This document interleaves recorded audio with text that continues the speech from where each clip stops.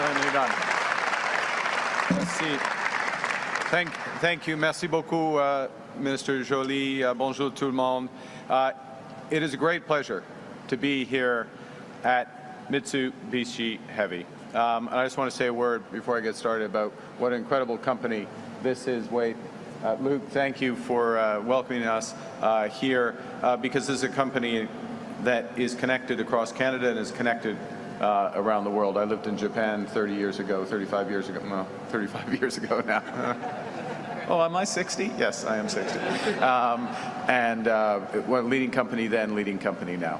And as a signal of the importance of companies like this, a signal of the importance of the issue we're going to talk about today, I'm joined today by Cabinet colleagues, Minister Joly, Minister Champagne, Mr. MacDonald, Mr. Haiju, Mr. de Bruzen, Mr. Lightbound, and Secretary of State Zaruchelli. I'm joined by the Peel Caucus. You are joined by the Government of Canada. We have just come from 2 days of our federal cabinet convening in North York, and we spent those days with a clear focus on delivering our overarching mission in this time of crisis. Our overarching mission is to build Canada's economic strength in face of unprecedented change. Now, here at Mitsubishi Heavy Industries, we're surrounded by examples of that strength. State-of-the-art manufacturing, state-of-the-art assembly expertise, Canadian skill and ingenuity, a supply chain that makes heavy use of Canadian materials such as Quebec aluminum. And workers in this facility are building more than aircraft. They are building a stronger future for their families and for our country. Alors que le nouveau gouvernement du Canada regarde vers l'avenir, nous restons concentrés sur une priorité: donner à nos travailleurs les moyens de le saisir, doubler le rythme de construction de logements au cours de la prochaine décennie, accélérer les grands projets d'intérêt national, mettre en place une nouvelle stratégie industrielle de défense en reconstruisant, en réarmant et réinvestissant dans nos forces armées. Et garder le cap sur 3 objectifs clairs: protéger nos communautés, sécuriser nos frontières et réduire le coût de la vie. The world is changing rapidly. The largest economy, the United States, is fundamentally reshaping all of its trading relationships. And we're moving from an age that lasted decades, an age when free trade was a motor of global economic growth, to a new age, an age of economic nationalism and mercantilism. You know, the U.S. tariff rate is now the highest it has been since the Great Depression in the 1930s. And these tariffs are being applied to all countries on nearly all goods. And the changes in U.S. policy go beyond tariffs. Countries now must, in effect, buy access to the world's largest economy through investments, through unilateral trade liberalization, and policy changes in their home markets. And all the while, the transformation of global trade is occurring against a backdrop of wider economic disruptions, of geopolitical realignment, of AI and other technological transformations, and the necessity, the imperative of a shift to a greener economy. What's going on is not a transition, it's a rupture, and its effect will be profound. Workers displaced from their jobs, supply chains that have existed for decades disrupted, companies forced to change where they find their materials and their products. And all of this is causing an extreme uncertainty that's holding back massive amounts of investment and, as a consequence, slowing economic growth. Just this morning, we see the impact in today's employment report in Canada, with unemployment rising across regions and sectors. This makes decisive action crucial. To be clear, we're in a position right now where Canada currently has the best trading deal with the United States of any of their trading partners. 85% of our trade with the U.S. is now tariff-free. We have the lowest tariff rate of any country in the world. But we also know that given all those changes, given the rupture, we can't rely on our most important trading partner as we once did. Le libre-échange, depuis longtemps, est un pilier de l'économie canadienne. Pendant des décennies, notre participation croissante au marché américain a constitué l'un des fondements de notre force économique. Le commerce représente près de 2/3 du produit intérieur brut du Canada. Des secteurs comme l'automobile, l'acier et l'aluminium envoient plus de 90% de leurs exportations vers les États-Unis et, dans bien des cas, les chaînes d'approvisionnement sont interdépendantes. Ces secteurs sont essentiels pour notre économie en raison de l'ampleur de leur production, des carrières qu'ils génèrent et des collectivités qu'ils soutiennent. Ce qui était autrefois une des plus grandes forces du Canada est aujourd'hui devenu une vulnérabilité. So our relationship with the United States, so essential for so many industries, was once one of our greatest strengths, and in many cases, in certain sectors, has become a vulnerability. This disruption calls for a bold new approach. And given, as Minister Joly said, given that we can't control what other nations do, Canada's government is focused on what we can control. And that means building our strength at home, building Canada strong.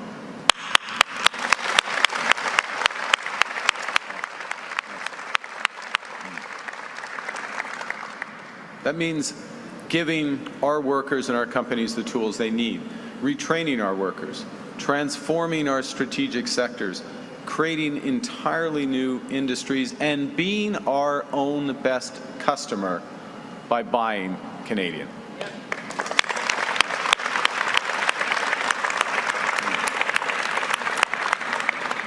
And to these ends, our new government is embarking on an ambitious plan to secure a new era of prosperity out of this age of adversity.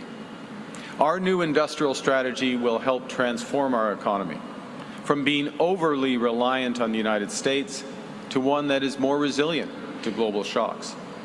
A new economy that's built on the solid foundation of Canadian industries, Canadian workers, and it's bolstered by diverse international trading partners. To drive this transformation, we've just launched the Major Projects Office. Its job is to fast-track major nation-building projects. Shortly, we will launch Build Canada Homes just later this month.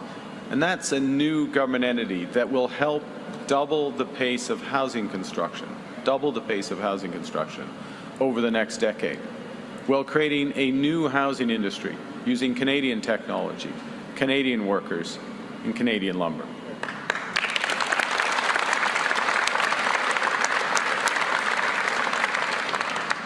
This fall, we will unveil a new defense industrial strategy so that our defense estimates, which will be enormous, our defense investments support the growth of Canadian industries and create Canadian jobs and careers. We'll begin this month our negotiations of a new defense and security partnership with the European Union, and we launched a new trade diversification strategy to develop new export markets. We will soon also release our climate competitiveness strategy to position Canada as a leader in decarbonization. As Canada's new government embarks on these missions, we will work to ensure Canadian businesses and workers have the tools that they need to help drive this transformation. Let me be clear. If we want our economy to grow, and we do, with thriving careers at home and booming exports around the world, we must once again become a country that builds big and builds fast.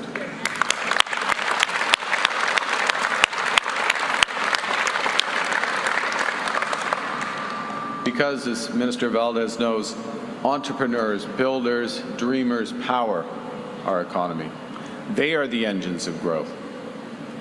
And the strategic industries that are being so heavily impacted by U.S. tariffs, steel, lumber, aluminum, copper, our resource sectors, these are the industries that build Canada. And they will be central to our future competitiveness in a world of major infrastructure investment, defense and security, and that unprecedented acceleration in home building. And the government's role right now, in fact, the government's duty right now, is to make sure that our builders have what they need to succeed, so that they have greater certainty about the scale of the opportunities. Because when our builders, our entrepreneurs face calculated risks rather than unknowable uncertainty, that's when Canadian builders and innovators thrive. That's when the whole country rises with them, with higher wages, lower costs, and a stronger economy.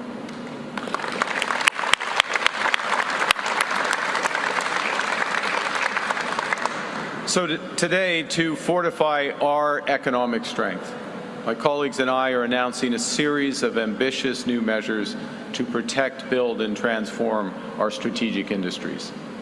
These are the sectors where workers and businesses have been impacted by those tariffs and trade disruptions. And we're building on our recent initiatives to help transform Canada's steel and lumber sectors. The measures today will help workers acquire the skills and businesses to retool their production, businesses to diversify their products and markets, and, crucially, spurring more demand right here at home for Canadian businesses. The first and foremost, the foundation, is Canadian workers. And we're going to support Canadian workers so they can drive Canada's economic transformation with new skills training and help them seize the exciting, high-paying careers that transformation will create. To build a strong, confidence workforce that will help propel our economy forward, the government is introducing a new, robust reskilling package to train 50,000 workers. This package will include new methods such as employer-based training and targeted outreach to workers. We will automatically enroll new employment insurance claimants to our new jobs matching program and introduce a new platform with a skills to job tool to make job searches easier and match people more quickly to new jobs, connect them to training opportunities and career counseling. We'll leverage digital technologies and artificial intelligence to help working Canadians find training courses, supported by partnerships with companies such as Indeed, Jubilico, Career Beacon, ZipRecruiter, and eCampus Ontario. We'll also launch new sector alliances across industries, unions, and governments to coordinate recruiting and retraining efforts. And finally, we'll adapt employment insurance to provide a bridge to laid-off workers, giving them the time they will need to pivot. This will include providing long-tenured workers with up to 65 weeks of benefits. That's 20 more weeks than they have access to today. And we'll waive the one-week waiting period for over 700,000 claimants. The second major initiative that we're announcing today is a new $5 billion strategic response fund to help Canadian businesses adapt, diversify, and build that new economy. This fund has three core objectives. First, to help businesses pivot to new products and markets. Secondly, to retrain and retain skills and production here in Canada. And thirdly, to make our businesses globally competitive. So businesses can use these funds to invest in the design of new products, to retool their plants to boost productivity, or to offset the costs of accessing new markets. And the fund will be open to all sectors, given the fact that the tariff impacts are wide-ranging across Canadian industries. La priorité sera accordée aux projets issus des secteurs les plus touchés par les tarifs, comme l'acier, l'aluminium, l'automobile et le bois d'œuvre. Les fonds de réponse stratégique travaillera en étroite collaboration avec nos nouvelles alliances sectorielles pour s'assurer que ces projets d'investissement ne soient pas freinés par les défis du marché du travail. Grâce à une meilleure corrélation entre les travailleurs et l'industrie, nous pourrons former efficacement et jumeler les travailleurs aux nouveaux emplois dans le secteur de demain.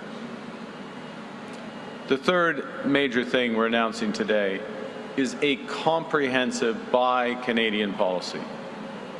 We are on a mission to build Canada strong through major infrastructure projects, through that modern defense industry, and by building millions of more homes. In that mission, the public sector can serve as an anchor customer for Canadian businesses. But for that to happen, a lot of things must change. At present, Canada's public procurement is following outdated rules of that old free trade order that no longer exists. For years, we've been buying as a government significantly from foreign suppliers for short-term gain. Now we need to use government procurement using Canadian taxpayer dollars to spur Canadian businesses for longer-term prosperity. To support Canadian industries, the government's introducing a new comprehensive Buy Canadian policy that will move from best efforts to buy Canadian to a clear obligation to do so.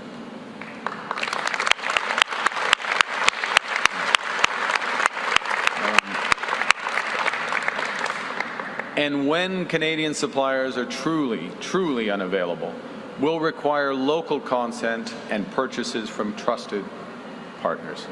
And these cases will be the exception, not the norm. They'll have to be approved by ministers. We'll apply this approach beyond a narrow definition of the federal government to all federal agencies and all federal crown corporations, leveraging every dollar the federal government spends and invests. And finally, we're going to cut out red tape and simplify access for businesses to those federal procurement opportunities. This is an approach that can also help serve as a roadmap that could be adopted by provinces, territories, and municipalities. Le Canada est un fier défenseur des accords de libre-échange. Nous les respecterons et continuerons de les renforcer avec des partenaires fiables. En parallèle, nous devons mettre davantage à profit nos propres ressources. Dans l'Union européenne, les 3/4 de l'acier qu'on utilise sont produits sur place. Le Canada, en revanche, exporte souvent près de 60% de ses matières premières et importe ensuite les produits finis.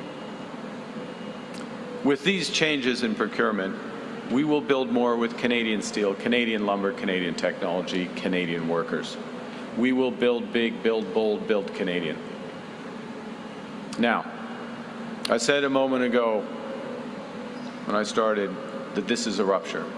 It's a big change that's been forced on us in a short period of time. So we need to provide immediate liquidity relief to businesses. There's immense change in a short period of time, and businesses that have relied most heavily on the trade with the United States, such as the auto sector, will need temporary immediate relief from liquidity pressures. Businesses need time to reposition themselves for the future. And for small and medium-sized businesses, the Business Development Bank of Canada will increase loans, the maximum loan size to help with this, from $2 to $5 million. For largest businesses and larger businesses, the Large Enterprise Tariff Loan Facility will provide flexible financing at scale with lower interest rates and longer maturities. We're going to implement these changes immediately to ensure that our businesses can bridge the gap to the future. And it's not all about money. Some of it is about regulation. So to add flexibility to the automotive sector, we will remove the 2026 electric vehicle availability standard, which specifies the share of new vehicle sales that must be electric next year. This will provide immediate financial relief to automakers at a time of increased pressure on their competitiveness. And the government will begin immediately a 60-day review of the EV standard to identify future flexibilities and ways to reduce costs. And we'll advance new options to bring more and more affordable electric vehicles to Canadians. And fifth, we're announcing today that we're acting to protect Canada's agriculture and seafood industries. I'm going to focus on Canadian canola, which has been hit with Chinese tariffs. Also Canadian beef that's been subjected to unjustified trade action since 2021, and Canadian lobster since March of this year. To strengthen these sectors, Canada's government will introduce a new biofuel production incentive, providing more than $370 million to assist domestic producers and help them restructure their value chains. We will make targeted amendments to the clean fuel regulations to spur the development of a vibrant biofuels industry in Canada. And we'll increase the loan limits for Canadian canola producers to $500,000 and invest in agri-marketing and trade diversification measures to support our entire agriculture and seafood sectors. En mars, notre gouvernement a annoncé une initiative régionale de réponse tarifaire pour les petites et moyennes entreprises touchées par les tarifs américains. L'objectif était clair: stimuler l'investissement, mettre de nouveaux produits sur le marché et adopter des technologies novatrices. Aujourd'hui, nous allons plus loin. Nous élargissons ce programme en faisant passer le financement de 450 millions à 1 milliard de dollars. En prolongeant les délais de remboursement jusqu'à 9 ans et offrant de nouvelles contributions non remboursables jusqu'à 1 million de dollars dans tous les secteurs, y compris l'agriculture et les produits de mer. Parce que l'économie canadienne repose sur les petites et moyennes entreprises. Et si nous voulons bâtir l'économie de demain, elles devront investir maintenant. The mission that is guiding Canada's new government, the North Star that we follow, is building lasting economic strength for Canadian workers and their families. With economic uncertainty making it challenging for the private sector to invest, government must act. As Minister Joly said, government is meeting this moment with the most comprehensive suite of trade resilient measures in Canadian history. We're building these measures around 5 principles. A focus on the future to ensure that workers and businesses have the tools they need to pivot to new opportunities. Secondly, we're making sure the application is widespread. The programs are broad in scope because of the scale and breadth of the disruption in trade. Third, we're making sure they're flexible so they can be adapted to changing circumstances. Fourth, making sure they're accessible, making it simple to access them, keeping red tape at a minimum. And finally, they're cooperative. Provinces and territories will have important roles to play, and this national effort requires cost-sharing and collaboration across all levels of government. Ces nouvelles mesures donneront à nos industries et à nos travailleurs les outils nécessaires pour bâtir une économie plus solide, un avenir où l'économie du Canada dépendra moins d'un seul partenaire commercial et reposera sur des bases solides. Un marché canadien fort, une demande canadienne vigoureuse et des partenaires commerciaux diversifiés. To conclude, we look back over our country's history. We've always turned challenges into opportunities. Canadians built the Transcontinental Railway to open new markets for wheat and timber. We retooled entire sectors of this economy in the fight during the Second World War. And then we built hundreds of thousands of new homes in record time for returning heroes and their families. We built a new seaway to unlock the potential of the Great Lakes economy. We forged new trade links for steel and lumber when old markets closed. And now, at this moment of profound change, we bear the same responsibilities, and we should have the same ambitions as those who became before us. Our ambition is to build the strongest economy in the G7. We know we need to act now, invest now, precisely when it's hard. And that's why we're charting an economic strategy to move our country forward, from reliance to resilience, from uncertainty to prosperity. En appuyant nos travailleurs, nos entreprises et nos industries, nous bâtirons un Canada fort. We will build Canada strong with your support. Thank you very much. Merci. Merci, Monsieur le Ministre. We'll now take a few questions. We'll do one question per journalist, no follow-ups. Première question, c'est tout. Good morning, Prime Minister. Judy Thryn with CTV News. Given that your government is pausing some EV targets and reevaluating the policy, and in your own words, you said you would like to pursue new options to bring more affordable electric vehicles to Canada. Does that mean that your government is also considering lifting the 100% tariffs that your predecessor put on electric vehicles made in China that have triggered punishing tariffs on the canola industry in Western Canada?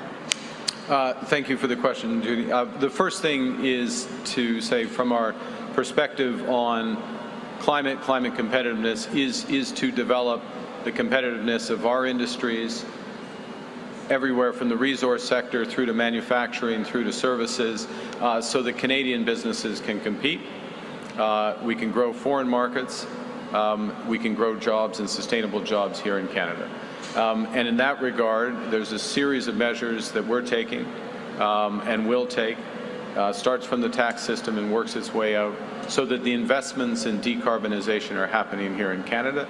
You will see some elements of that coming with the major projects when those announcements are made as well, but there'll be a more comprehensive approach for climate competitiveness as part of our global industrial competitiveness strategy, and you'll see that in the coming weeks. That's the first point. So I want to put it into that context. The second is that we are working through, we're at the start of a restructuring in the Canadian auto sector. The suspension of the EV mandate for 2026 is part of helping with that.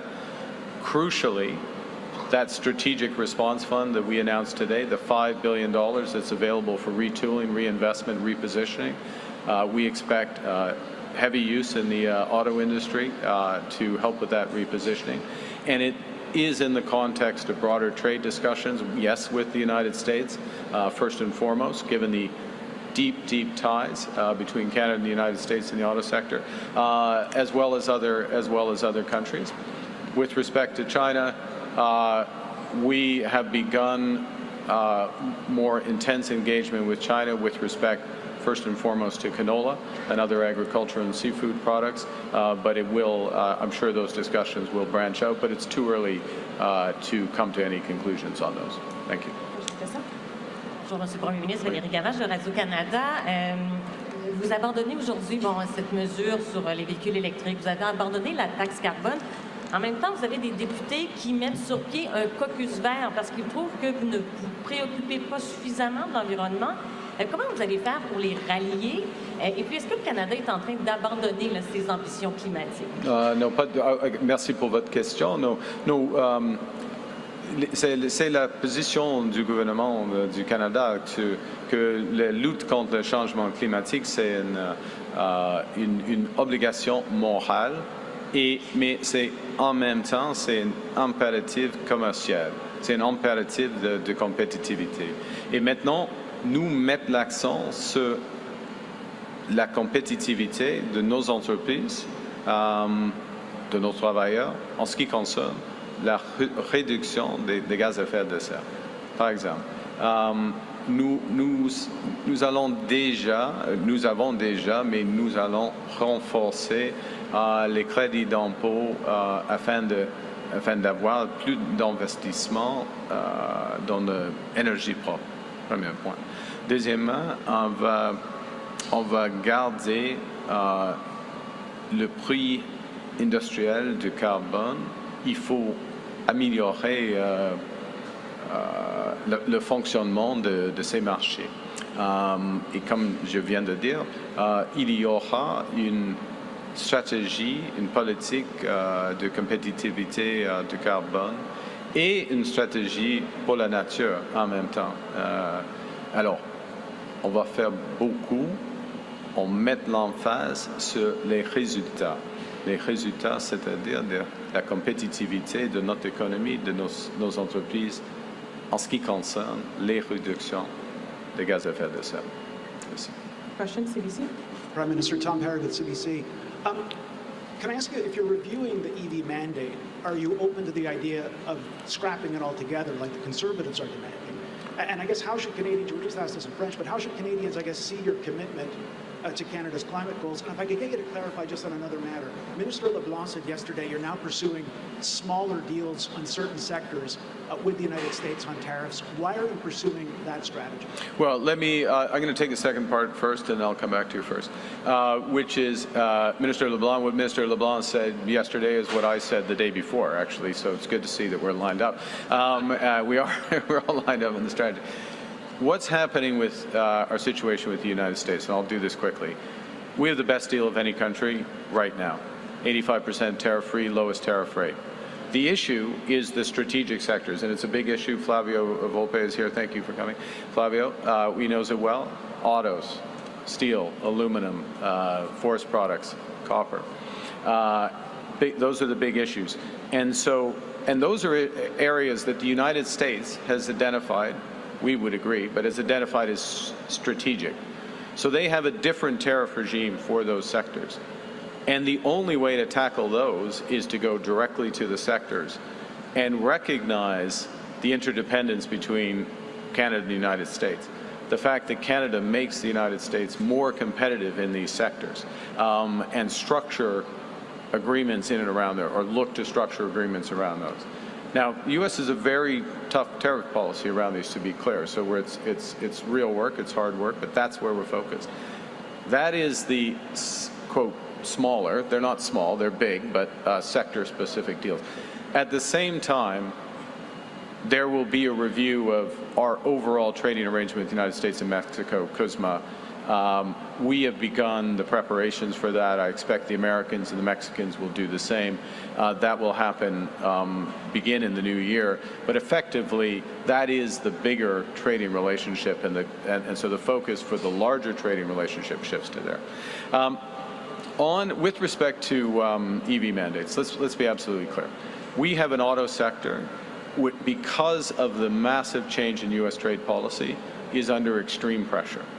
We recognize that. That's why we put in place the major liquidity facility, and it is an enormous liquidity facility, the large enterprise tariff facility.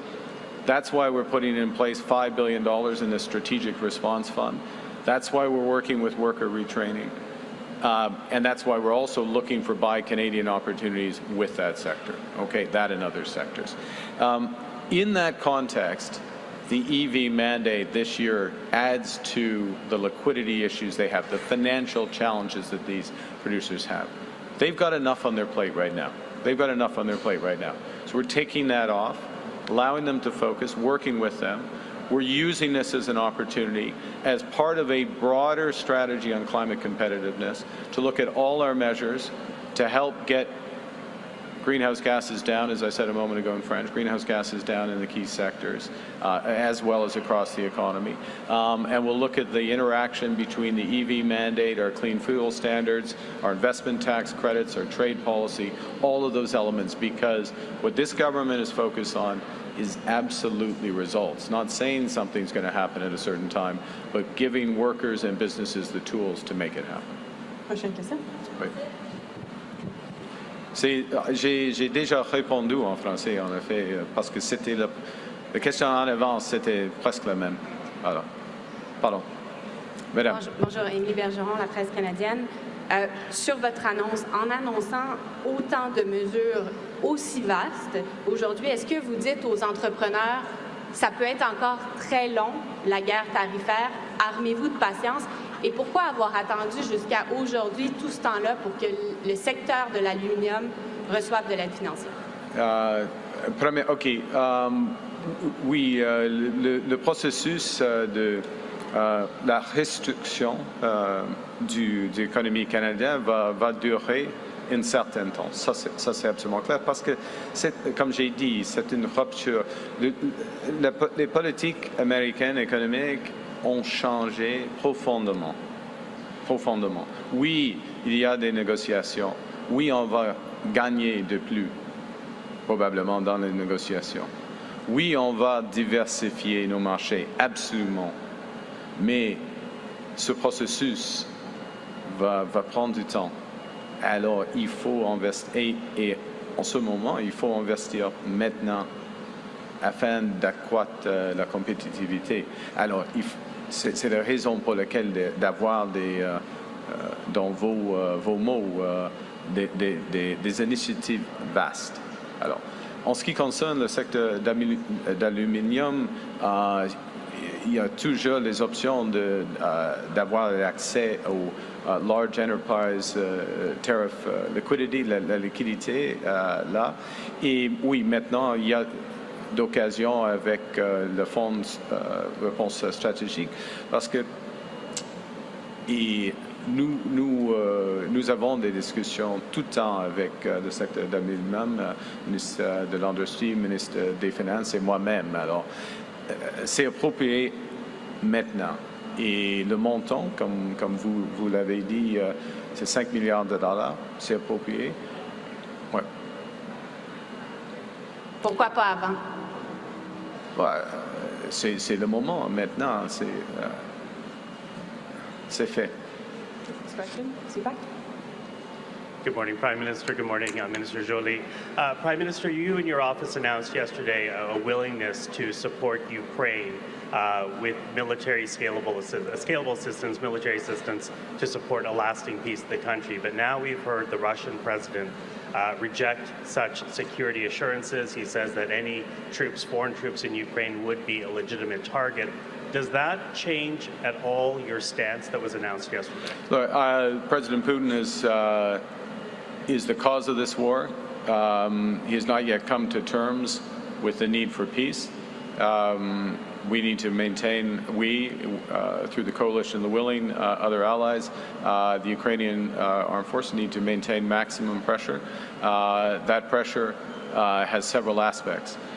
First, obviously the Ukrainian forces themselves and ensuring that they are appropriately armed in their valiant fight, and Canada has just reinforced that, as have other allies. Secondly, that pressure is economic. Sanctions. We have put in place sanctions on more than 3,000 individuals, tightening the oil price cap and other sanctions. The next wave of sanctions is being prepared amongst allies, and it will come, and these are having an effect on Russia's economy, and we need to keep there. The third aspect is to make clear that Ukraine will be supported when peace comes, when there is a cessation of hostility. First and foremost, that's the Ukrainian army, but yes, it will need to be backed up by robust and credible security guarantees. That's why Canada is in the coalition of the willing. And through part of that, Mr. Putin is the cause of this war. He's the reason for the killing. He is not going to dictate the terms of the peace. Next question, Laura. Morning, Prime Minister. Laura Stone, Globe and Mail. I wanted to ask about our story today on Tom Pitfield.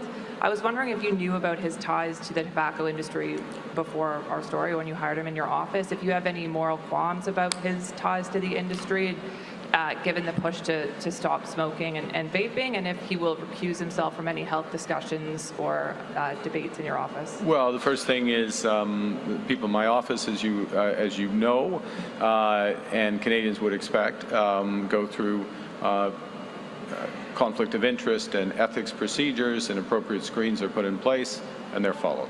That's the case for Mr. Pitfield. That's the case for all the staff in my office. That's the first. The second, there's certain activities which are legal in this country, which I don't necessarily follow or approve of. But you know, that's people. We have tobacco industry in the country. We have people who smoke in this country. It is legal to buy cigarettes in this country. I make no judgment about that. Thank you. I can't hear you. Will he be involved in any health discussions or Look, discussions? I don't know. Next question, please. Non-issue. Good morning, Eric Viano, CH News. We cover Hamilton and Niagara region, which has a large number of foreign workers. Is your government planning on making changes to the temporary foreign worker program? Look, I think the first thing I'll say is that what this government is committed to do, and we are putting in place the measures in order to do it. I'm going to give a specific example of some success here with respect to foreign workers in a moment. But our overall commitment, and let's put this in context, foreign workers are about 7% of the labor force, a little more than 7% of the labor force, and we've committed to get that number down to less than 5% by 2027. Okay? So that takes a comprehensive strategy, it's adjustment, and we're talking students, we're talking asylum seekers, temporary foreign workers, all classes, provincial nominee program workers, all these classes of workers. With respect to temporary foreign workers, they are less than 1% of the labor force. We're looking to adjust those levels and the composition of those workers, and one of the things that this government put in place was restrictions to reduce the flow of low-wage foreign workers, so those who are taking the lower-wage jobs in this country. And that flow is down 70% this year. I'll repeat that, 70% this year. So context is important, trajectory is important. We're acting, things are moving. Next question. Thank you. We'll have time for one last question. Ira? This is Irek Çakır, Turkish Voice of Canada. Prime Minister, your mandate pledges to attract top global talent while returning overall immigration to sustainable levels. Yep. Yet recent data show an uptick in skilled immigrants and even citizens leaving Canada, citing housing and wage pressures, as you know. As you pursue new alliances and define strategic sectors, how will you prevent reverse migration from hollowing out the workforce those sectors need? And what concrete retention targets or measures are you setting to keep up talent here? Okay. The first thing is, I view your question the following, and thank you for it. It's about having the best quality of life in the world in Canada. And there are a series of things that we're doing that's going to add to Canadian quality of life. I'm going to focus on two. We're in the Peel region. I'll focus on two that are issues here. There are issues elsewhere in the country. And the first is around crime and safety in our neighborhoods. This government is committed to reforming the criminal code to ensure that organized crime, gang crime, crime with handguns, home invasions, auto theft, that the individuals who participate in those crimes pay the price they should, with consecutive sentencing, that they are not in a position where they commit a crime one day and they're arrested and then out on bail the next. So bail reform being at the heart of it. We're committed to having more officers at our border, 1,000 more border agents, more RCMP, committed to working more closely with the provinces. And I'll give you a specific example with respect to the last. We've been working with the Council of Federation, all the provinces, on bail reform. We will be legislating on that. We're proposing legislation, I should say, to the House on that next month. I met with Premier Ford this morning as part of an ongoing conversation about how we can address these issues, what the federal government needs to do on the criminal code. I agree with Premier Ford on these issues, and that's why we're moving on them. What the province and the municipality can do in terms of policing more effectively. So we're working very closely. That's one aspect of quality of life. Another aspect of quality of life is housing. In the next few weeks, we will announce the launch of Build Canada Homes as part of doubling the rate of housing starts in this country, including in this region, to help ensure people have homes, have the communities they wish, and help with that. I just want to point out that there are many factors that drive where people live, and where we are focused today, tomorrow, in the future, is on Canadians having the best quality of life possible. Yes, it starts with the economy and responding, meeting to the moment. That's what today's announcement is about. But it also goes to the fundamental of being safe in your community, owning your own home, being able to pay your rent, living a good life. This puts an end to our press conference. Merci beaucoup. Thank you very much. Thanks.